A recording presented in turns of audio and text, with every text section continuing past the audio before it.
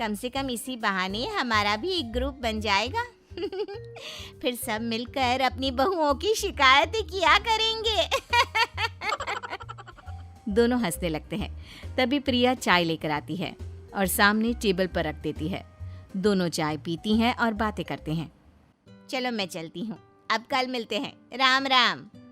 अगले दिन प्रिया किचन में कुछ काम कर रही होती है और सुमन आराम से सोफे पर बैठकर मटर छिल रही होती है। तभी डोरबेल बजती है।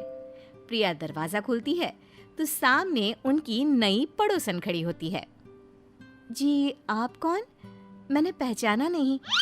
नमस्ते बेटा, मैं शारदा। आपके बगल वाले घर में अभी 2-4 दिन पहले ही शिफ्ट हुए हैं। ओह अच्छा। नमस्ते आंटी, अंदर आइए ना आप।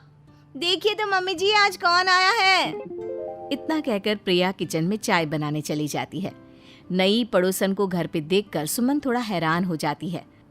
नमस्ते बहन जी, मैं शारदा, आपकी नई पड़ोसन। अच्छा, आप हैं हमारी नई पड़ोसन। आइए और बताइए कैसी हैं आप? जी बिल्कुल ठीक हूँ। वो दरअसल घर पर छोटी सी पूजा रखवाई थी, बस उसी का प्रसाद देने चली आई। सोचा इसी बहाने नए पड़ोसियों से भी मुलाकात हो जाएगी। ये तो बहुत अच्छा सोचा आपने। सुमन प्रिया को आवाज लगाती है। अरे ओ बहू, जरा चाय पानी का तो आके पूछ लो। ये आजकल की बहुएं भी ना जब तक बोलो नहीं तब तक कुछ नहीं करेंगी। आई मम्मी जी। प्रिया चाय लेकर आती है।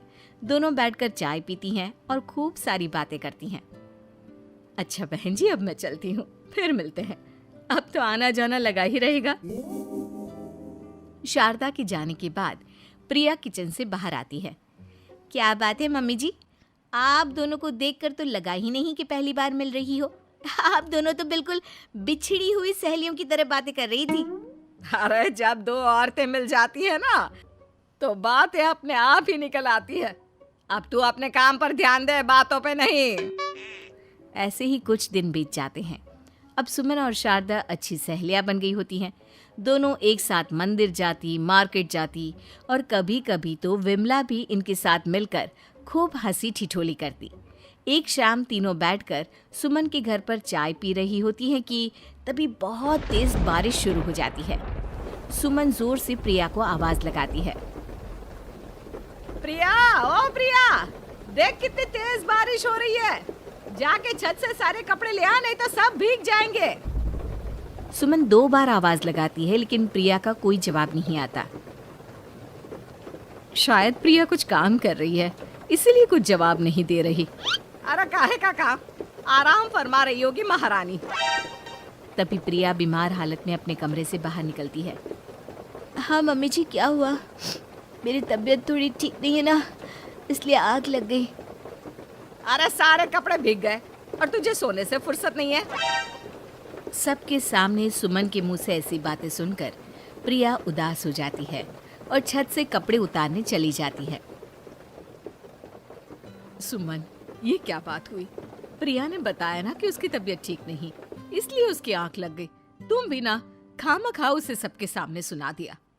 अरे आप नहीं जानती शारदा जी, कुछ बहुएं ना बहुत आलसी होती है, घर का एक काम नहीं करना चाहती। ऐसा नहीं है सुमन, तुम्हारी बहू तो बहुत प्यारी है, तुम्हारी सारी बात भी तो मानती है।